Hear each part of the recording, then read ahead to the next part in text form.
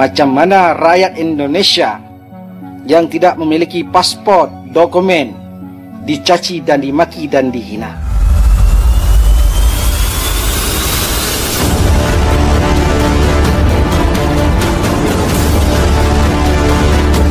Kali ini kita akan mereaksi satu video miliknya The Wanderer ya. Memang harus diakui ya guys ya, sekarang ini ya banyak di antara kita orang-orang Indonesia mulai enggan dan malas untuk bekerja ke Malaysia ya. Memang masuk akal juga, karena apa ya, sama-sama kita tahu kan, pekerja kita di Malaysia ini kan sering sekali kita mendengar perlakuan-perlakuan yang kurang baik ya. Kedua, pendapatannya atau gaji ya nggak begitu besar, sama dengan pendapatan yang ada di Indonesia.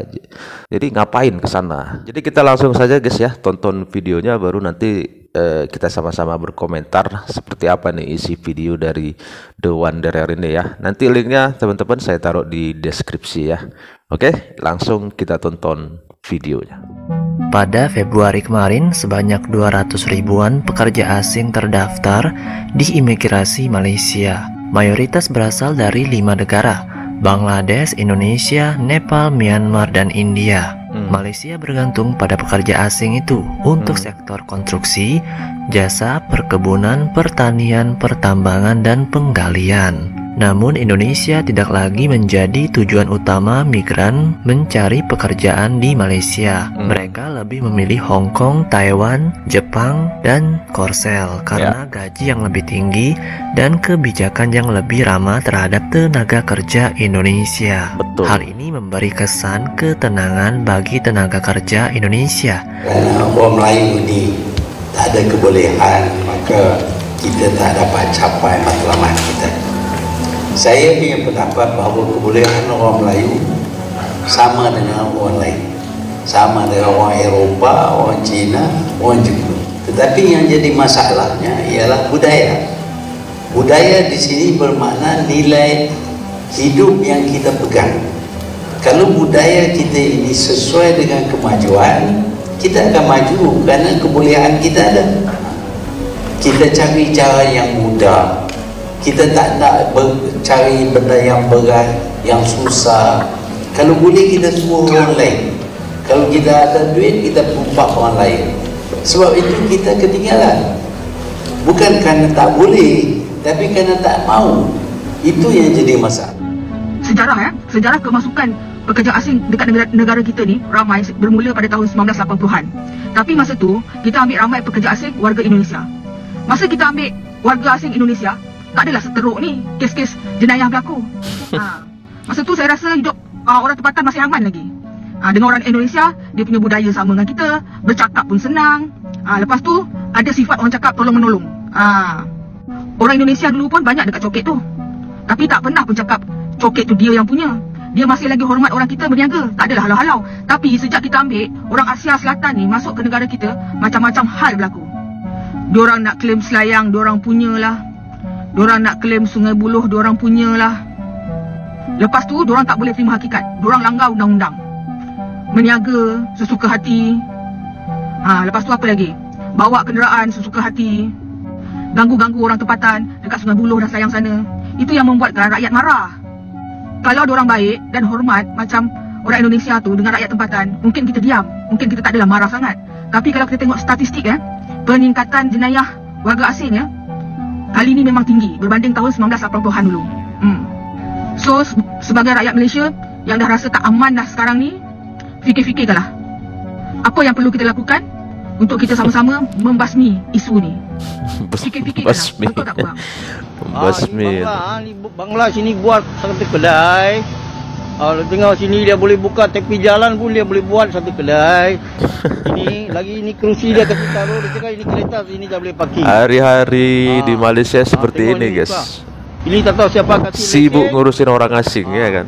Nanti besok ni lebih care lah. Mesti angkat tindakan lebih care lah. Assalamualaikum.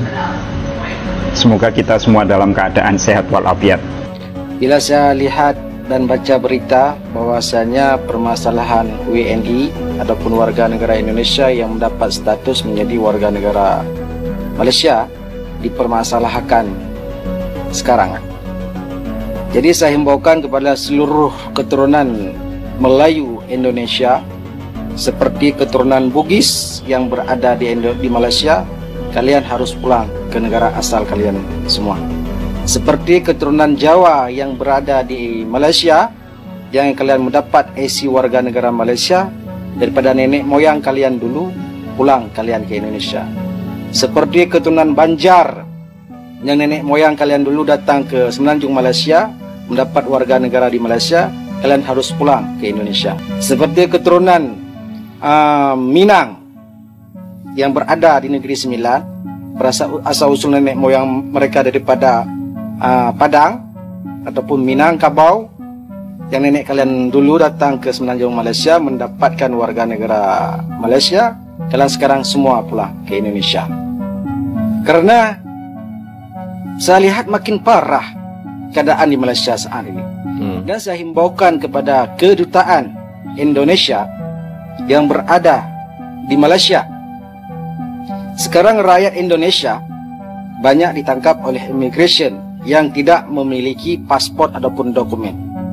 Kalian selaku duta utusan daripada Indonesia untuk Malaysia, kalian proseskan secepat mungkin warga negara Indonesia yang ditangkap oleh immigration harus diantarkan pulang.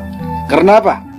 Karena saya cukup berpengalaman macam mana rakyat Indonesia yang tidak memiliki paspor, dokumen dicaci dan dimaki dan dihina oleh bangsa yang lupa akan kulitnya, seperti kacang lupa pada kulitnya. Jadi saya himbaukan kepada pihak pemerintahan pusat Jakarta seperti Presiden Jokowi, kalian harus memproseskan secepat mungkin warga negara Indonesia yang tidak memiliki paspor yang ditangkap oleh immigration, harus disegerakan dipulangkan mereka ke Indonesia. Parti yang kahwin dengan tempatan, dia benci untuk bercakap dengan anak pendatang. Tetapi yang lucunya, nenek ngomong si Sopan itu ya, si Sopian itu ya. Di saat mereka mendapat kemerdekaan oleh British, belagak lebih. Sekian, terima kasih. Assalamualaikum warahmatullahi wabarakatuh. Sebentar guys, abang ini sih memang tujuannya sebenarnya bagus ya guys ya, meminta apa namanya orang-orang keturunan Indonesia yang sudah menjadi warga negara Malaysia untuk kembali ya, untuk pulang ke daerah asal lah ya, ke negara kita Indonesia. Sulit sih kayaknya sih ya, sulit akan terjadi ya, karena akan banyak sekali proses yang dilalui ya, dan itu membutuhkan waktu yang bukan sebentar ya, tidak gampang mengurus masalah-masalah seperti ini ya, karena otomatis mereka akan merubah lagi kewarganegaraan ya, dan ini melalui proses-proses yang tidak mudah ya. Saya rasa berat kayaknya sih ya. Semua orang malas, ada yang rajin, tapi umumnya orang Melayu lebih suka orang asing datang sini bekerja. Kalau negara kita ini menjadi negara berbilang kaum, sebabnya ialah kerana kita tak sanggup bekerja. Sebab itu orang India masuk sini menuri getah. Bukan orang Melayu tak menuri getah. Kita boleh tapi kita tak mau. Kena bangun pukul 5 pagi dan sebagainya. Kita rajin tapi kita tak nak bangun. Lepas tu datang orang Cina. Orang Melayu dulu cakap ukir. Bila orang Cina datang, orang Cina ukir buat rumah lebih mudah, harga lebih rendah. Kita berhenti daripada buat rumah. Dinamika pekerja asing di Malaysia yang menjadi sorotan. Tersedianya lapangan kerja menarik bagi tenaga asing karena beberapa sektor pekerjaan tidak diminati oleh penduduk lokal Malaysia. Penutupan pintu masuk Malaysia selama COVID-19 menyebabkan kekurangan pekerja di sana. Sementara terjadi penurunan jumlah penempatan tenaga kerja dari Indonesia ke Malaysia secara signifikan. Hal ini menunjukkan ketidakstabilan dalam ketersediaan tenaga kerja di Malaysia. Bagaimana pendapat kalian? Kalau boleh saya meminta sebenarnya kepada saudara-saudara saya ya yang ada niatan ingin bekerja ke Malaysia, coba dipikir ulang lagi lah ya. Karena apa? Gaji di sana itu tidak beda jauh lagi dengan gaji kita. Ya, bayangkan kalau 1.500 ringgit misalnya, kalau kita rupiahkan berapa itu? Kan nggak beda jauh dengan kita, sekitar 4.500 ya kalau kali 3.000 misalnya. Iya kan? 4.500 banyak di daerah kita yang sekarang gajinya sudah 5 juta, 6 juta kan banyak sudah. Mendingan kalau mau cari pekerjaan ya di negara-negara seperti Korea, Hong Kong, Taiwan, ya Jepang itu. Kalau dengar cerita dari teman-teman, kita tuh dihargai sebagai manusia kok negara-negara ini. Beda dengan Malaysia. Ya, harapan saya ya paling utama lagi semoga peluang pekerjaan di negara kita ini semakin berlimpah ya, supaya tidak lagi banyak saudara-saudara kita yang harus berangkat ke luar negeri. Itu harapan saya ya, dan harapan kita semua pastinya.